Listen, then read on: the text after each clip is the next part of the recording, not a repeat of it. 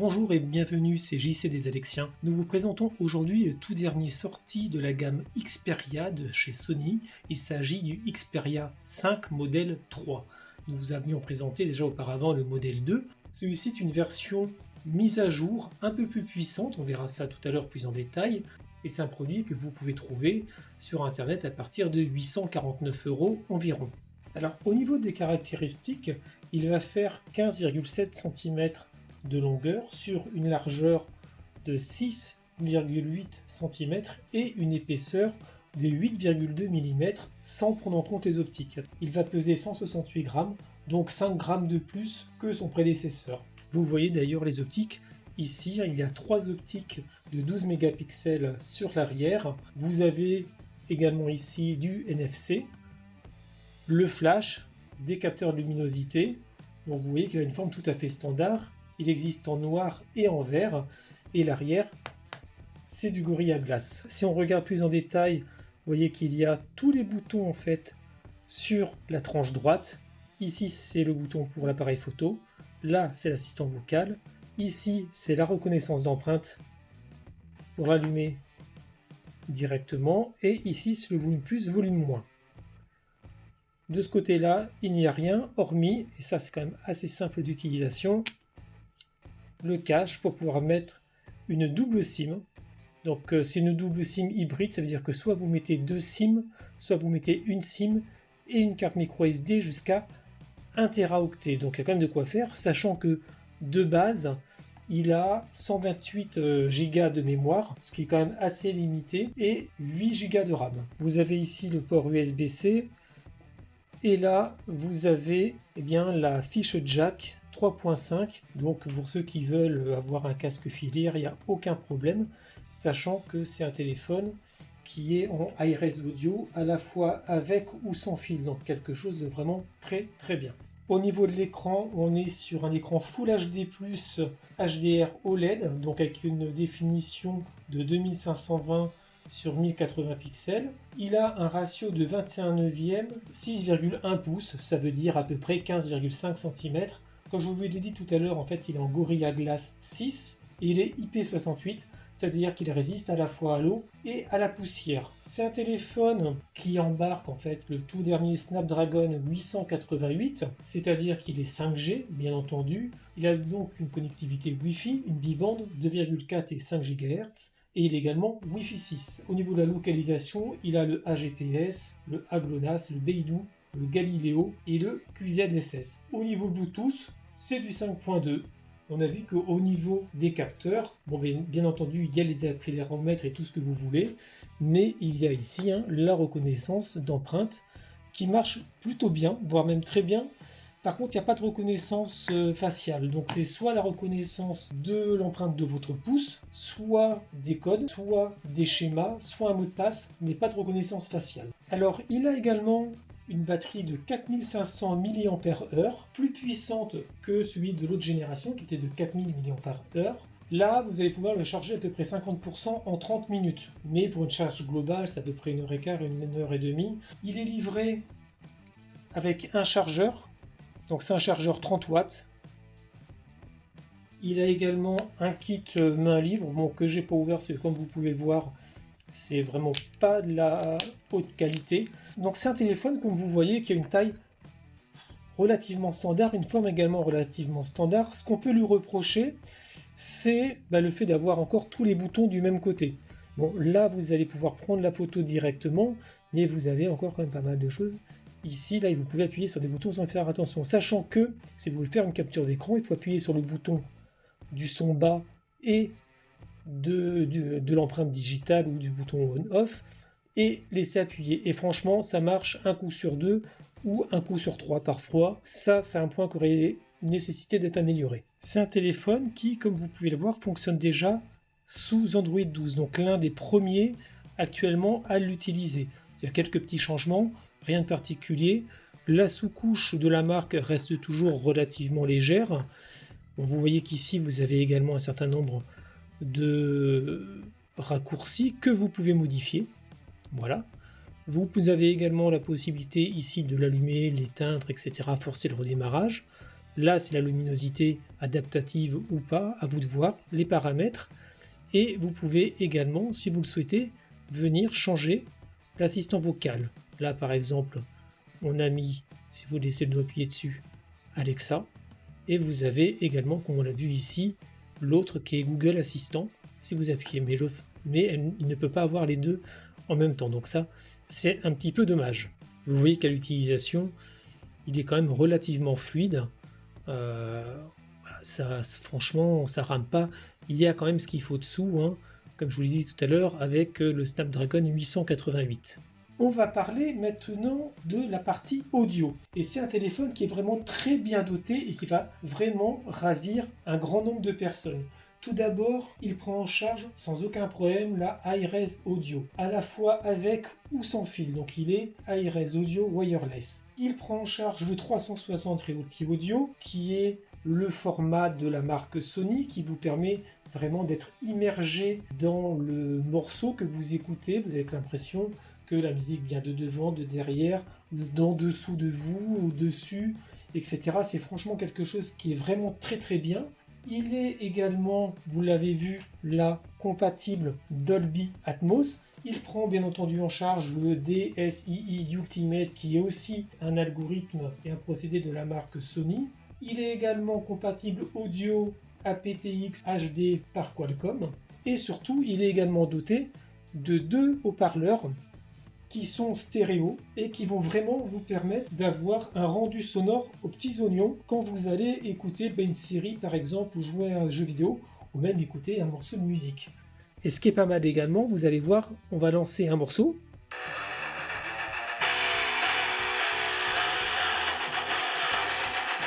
Et vous avez ici, quand la musique joue, un système de vibration. Donc ça c'est très bien pour les jeux par exemple. Et écoutez ce son Atmos.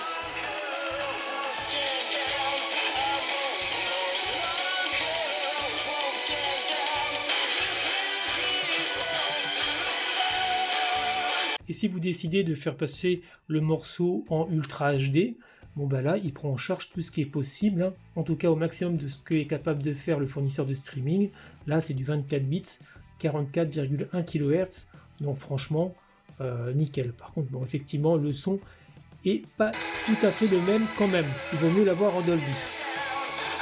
Si en plus vous venez l'associer avec un casque comme celui-ci qui est lui aussi haute résolution audio sans fil, alors là vous avez vraiment le top du top. La musique est franchement très très très bonne. Donc c'est un excellent point fort de ce produit-là. Déjà le fait d'être Hi-Res Audio, en plus d'avoir ce double haut-parleur stéréo qui vous avez vu donne quand même un excellent résultat, et en plus ce système de vibration que vous avez pu voir qui permet de s'immerger dans ce que vous êtes en train de faire. Donc ça s'applique quand même plus soit au jeu, soit à certaines séries. Franchement, cette partie son, c'est excellent. Passons maintenant à la partie vidéo et jeux vidéo. Les deux vont souvent de pair. Donc c'est un téléphone, on l'a dit tout à l'heure, qui a un écran Full HD+, HDR OLED, donc avec un ratio de 21/9 Cinema Wide, c'est-à-dire que ça reprend le ratio d'un écran de cinéma, et il fait 6,1 pouces. Il a une fréquence de rafraîchissement de 120 Hz. Il a également une réduction de flou cinétique jusqu'à 240 Hz. Et pour les jeux, quelque chose de vraiment pas mal, c'est la partie réponse tactile qui est aussi à 240 Hz. C'est des téléphones qui sont conçus et qui peuvent servir pour faire les championnats du monde sur du Call of par exemple.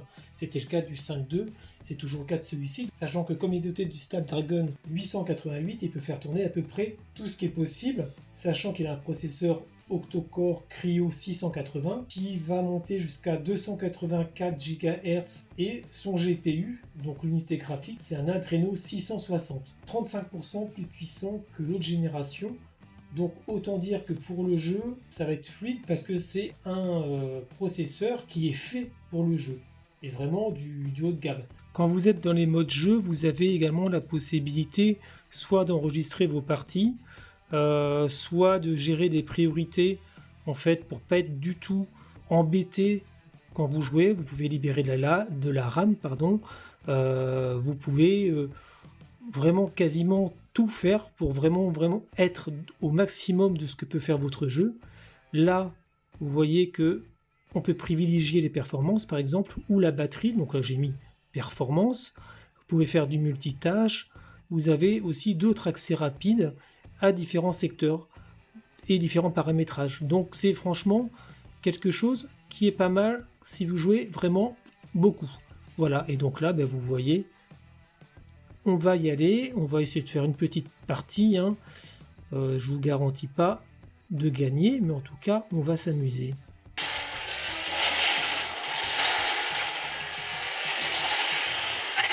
Voilà, même les accidents sont très jolis.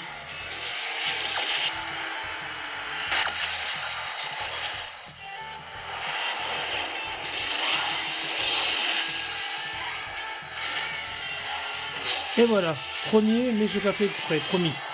Voilà, maintenant on va s'intéresser à la partie vidéo.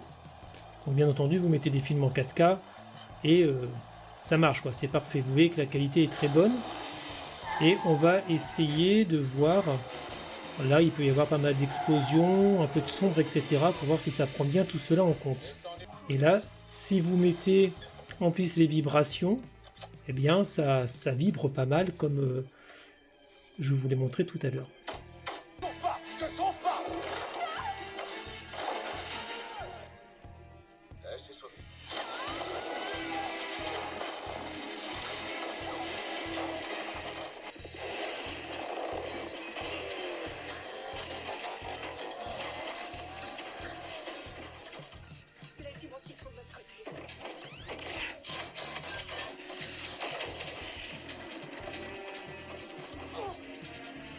Voilà, donc vous voyez que le rendu est quand même vraiment très bien.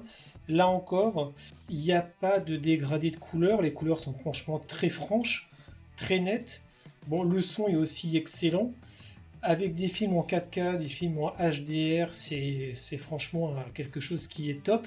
Les vibrations que vous pouvez avoir, vous pouvez les mettre si vous souhaitez, pour également avoir une sensation de rentrer dans le film. Mais franchement, aucun problème de contraste, aucun problème de luminosité, aucun problème de halo sur des lumières qu'on peut avoir sur certains films où les écrans sont un peu moyens, ont du mal à gérer en fait un peu tout ça. Et là avec du 120 Hz, franchement, c'est comme sur le jeu, c'est fluide, c'est vraiment un régal à regarder. Aussi bien au niveau jeux vidéo, où c'est d'une fluidité extrême, même pour les jeux très exigeants. En plus, avec la réponse tactile de 240 Hz, vous pouvez jouer à du Call of sans aucun souci. Vous voyez tout ce qui se passe. En plus, l'écran est quand même relativement large. Vous avez un angle de vision un peu plus important que ce que vous pouvez avoir avec certains autres téléphones dessus. Ça vous donne un avantage certain.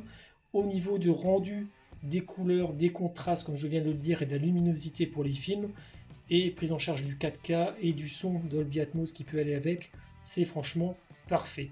C'est un téléphone qui, pour l'instant, n'a quasiment aucun défaut. Donc maintenant, on va passer à la partie photo et vidéo. Concernant la photo et la vidéo, on va commencer par la photo. Ce téléphone est vraiment ce qu'on pourrait appeler un photophone. D'ailleurs, la marque ne s'en cache pas parce qu'il embarque à peu près tout le système logiciel qu'on va trouver sur leur boîtier Alpha. Et leurs différentes optiques sont faites par la marque Zeiss, qui est la marque la plus connue, ou du moins l'une des marques les plus connues dans le secteur. Et c'est vraiment un gage de qualité. C'est d'ailleurs vraiment dingue ce qu'ils arrivent à faire en termes d'ouverture, de longueur focale, ne serait-ce qu'avec des tout petits capteurs comme on a ici. On va en fait avoir 3 appareils photo entre guillemets différents, tous de 12 mégapixels. Donc le premier, c'est un capteur Exmor RS, pour ceux qui connaissent. Il a une ouverture, une focale de 1,7, une longueur focale de 24 mm et un angle de prise de vue de 82 degrés. Le second, lui, c'est pareil, c'est du Exmor RS avec une ouverture de 70 à 105 mm, donc du focal de 3 à 2,8 et des angles de 34 à 23 degrés. Et le troisième, lui, c'est le grand angle en fait, qui fait 124 degrés et qui, c'est aussi un capteur Exmor RS, a une focale de 2,2 et une longueur focale de 16 mm. Il y a un revêtement particulier pour les protéger. On a également des autofocus adaptatifs, c'est-à-dire qu'on va avoir des autofocus qui vont également pouvoir suivre les yeux des humains ou des animaux pour vraiment toujours avoir une image nette, même en mouvement. Il y a des stabilisations optiques, un zoom optique x3, donc c'est l'équivalent à un objectif de 70 mm, et vient s'ajouter à ça un zoom numérique x3 également. Une technologie également HDR. Il va prendre les formats en JPEG ou en RAW. Sachant qu'il y a également un appareil photo sur l'avant qui va plutôt servir pour les selfies. C'est du 8 mégapixels avec une focale de 2 et un angle de prise de vue de 84 degrés. Mais là encore, on est toujours sur du HDR, un mode intelligent, c'est-à-dire le steady shot qui permet de stabiliser l'écran quand vous faites un selfie par exemple. Il y a un flash d'écran également, ce qui est assez rare, et il va aussi se déclencher quand vous allez bouger la main, faire un petit coucou ou avec un sourire par exemple. Il y a deux façons de se servir de cette partie photo, on verra la vidéo tout à l'heure, mais vous allez voir. En fait, vous avez l'application Photo Pro, donc qui va vous permettre de pouvoir venir faire ce que vous voulez avec le téléphone. Donc, soit on est sur un menu basique, qui est un mode standard qu'on va retrouver à peu près dans tous les appareils photo. Vous allez pouvoir venir jouer avec les différents zooms, vous voyez, et vous pouvez venir choisir ce que vous voulez prendre. Vous voyez là, par exemple, on est quand même un peu trop proche, ça donne pas grand chose. Voilà, et là il a quand même le système autofocus, mais bon, bien entendu, si vous êtes trop près, ça va pas forcément faire, mais vous pouvez toujours également jouer aussi, comme vous le faites avec avec les autres appareils. Mais vous voyez qu'au final, ça donne quand même pas si mal que ça. Et si vous prenez la photo, il va venir en fait stabiliser lui-même et essayer de la rendre quand même plus nette que ce qu'elle aurait pu être. Vous avez également la possibilité d'entrer dans des paramètres, de faire une fonction bokeh également si vous souhaitez. Donc ça c'est plutôt bien, vous verrez quelques exemples sur notre site internet, de faire de faire une prise de vue multiple, mais également de venir choisir le format de l'image que vous voulez faire. Sachant que 12 mégapixels, le maximum, c'est en format 4 tiers. Et vous avez ici également la possibilité de faire des ralentis, des images panoramiques, etc. Parce que en cliquant sur ce petit bouton là, ici, vous allez pouvoir passer sur la vidéo en HDR et également là aussi possibilité de zoom, etc. Si vous voulez aller un peu plus loin, vous avez les mêmes fonctions que ce que vous avez sur des réflexes par exemple. Le mode auto reste peut-être le plus simple à pouvoir utiliser. Là encore, vous venez choisir l'objectif que vous souhaitez utiliser. Vous pouvez faire des mises au point, des autofocus. Vous voyez que ça marche quand même bien mieux qu'avec la fonction basique, où là vous arrivez à avoir, même avec l'objectif max, une image quand même bien plus nette. Et si vous jouez en plus avec l'autofocus et le bouton de prise, voilà, hop, de photos, et ça vous permet de pouvoir faire des photos plus nettes que ce qu'elles pourraient être habituellement. Et là encore, vous voyez, vous avez différents réglages possibles, à la fois les autofocus, le mode de format de fichier, donc du RAW pour ceux qui s'y connaissent vraiment pas mal. Voilà, et en rentrant dans les autres programmes, vous allez pouvoir choisir vos ISO, voilà, vraiment tout ce que vous voulez pour franchement vous faire plaisir et même jouer sur les vitesses d'obturateur, etc., etc.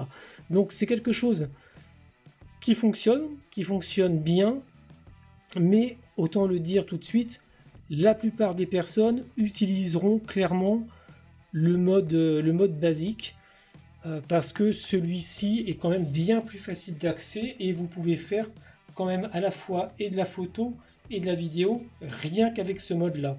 Les autres modes, qui sont vraiment des modes qu'on va retrouver sur des réflexes, sont plus adaptés à des personnes qui s'y connaissent vraiment au niveau de la prise de vue et au niveau des appareils photo.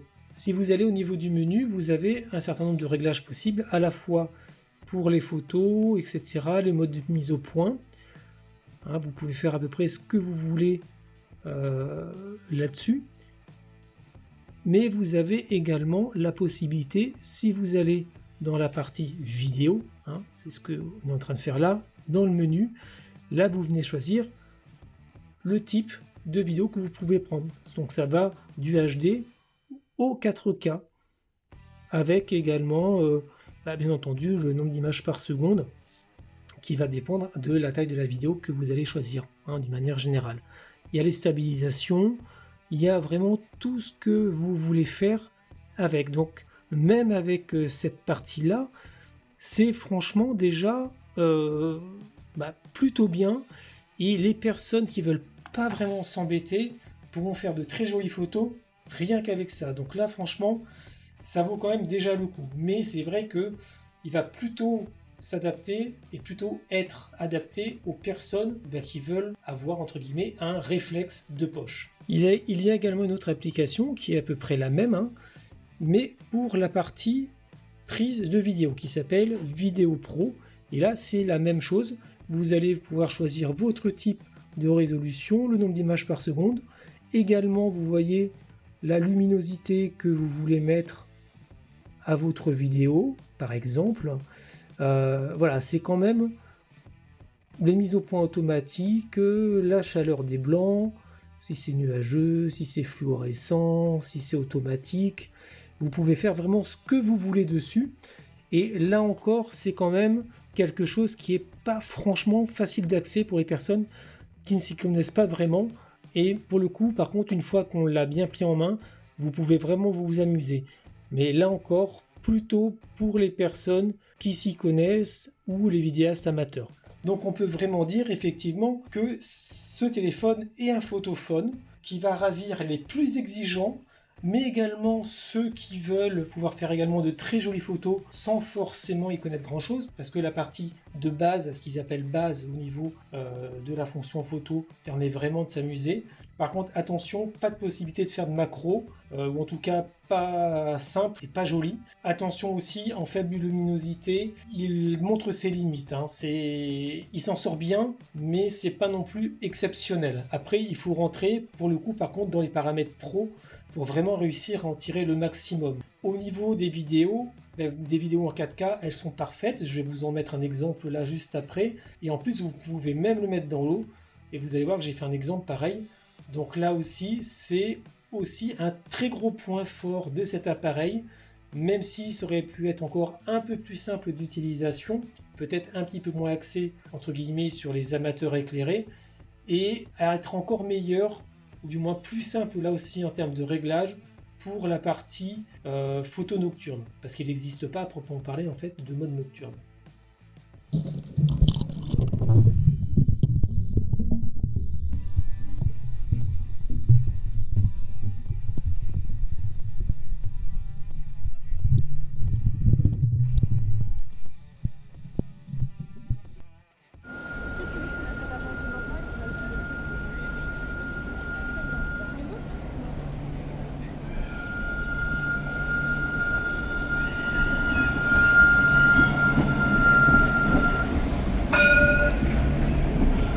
En conclusion, que dire sur notre Xperia 5 modèle 3 ou version 3?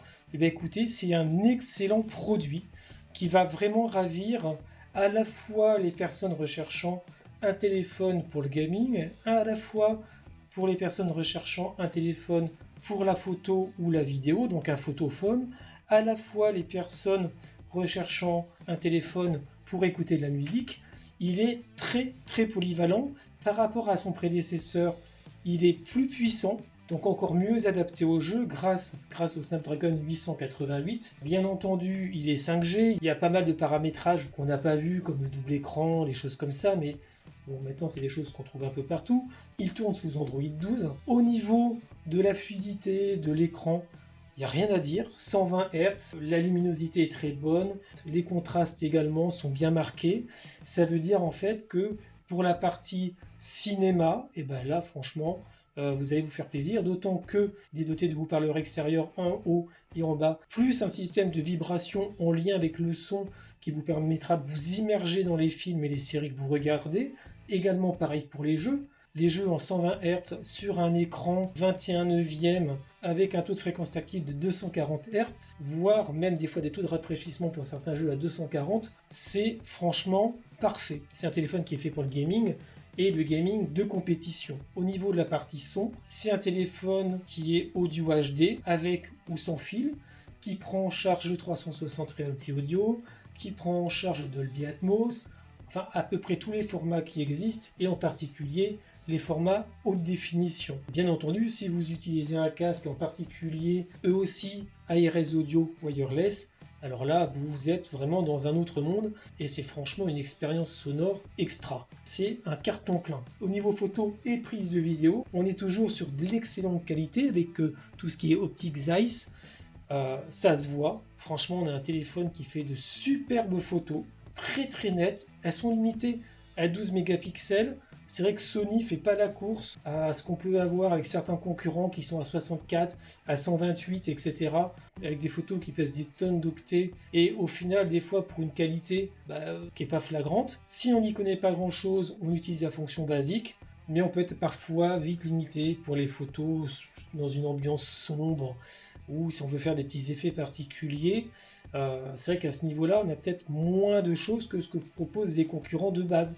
Mais par contre, il faut passer donc dans la version pro, dans les logiciels pro qui sont fournis avec, aussi bien pour la photo et la vidéo.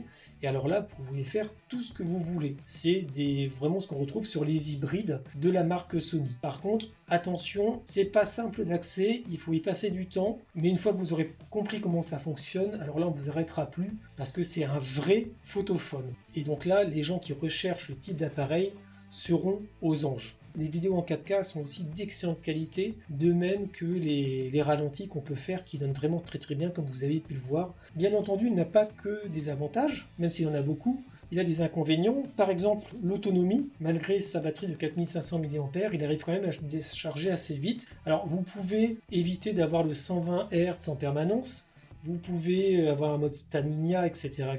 Ça serait quand même dommage. Après, il va quand même tenir la journée, mais si vous jouez toute la journée, vous n'arriverez pas au bout, ça c'est clair. Il va perdre à peu près en 1 heure de jeu, il peut perdre facilement 20%. Là, depuis ce matin, il a par exemple perdu presque 40%, alors que j'ai fait que quelques photos, quelques vidéos, même pas de la retouche, j'ai joué un petit peu, mais voilà, on voit que c'est son point faible. L'autre point faible qu'il a également, c'est à mon sens les boutons qui sont toujours que sur un seul côté. Mais au final, c'est quand même une bête de course. Donc effectivement, il vaut 850 € pour l'instant, parce que le produit qui arrive à baisser quand même assez vite ou être en promotion. Mais franchement, ça vaut le coup. Vous avez à la fois un photophone, à la fois un téléphone de gaming et à la fois un téléphone qui va vous permettre d'avoir une excellente expérience audio. C'est vraiment le mieux de ce qu'on peut trouver dans un seul téléphone. C'est pas un téléphone que vous allez changer l'année prochaine. Là, vous en avez pour des années et il est fait pour durer. Donc on ne saurait franchement que vous le conseiller, c'est l'un des meilleurs que nous ayons testé. J'espère que ce test vous a plu, n'hésitez pas à vous abonner à notre chaîne YouTube et à liker cette vidéo. Vous retrouverez également le test plus complet de cet article et bien d'autres sur notre site internet www.lesalexiens.fr. À bientôt.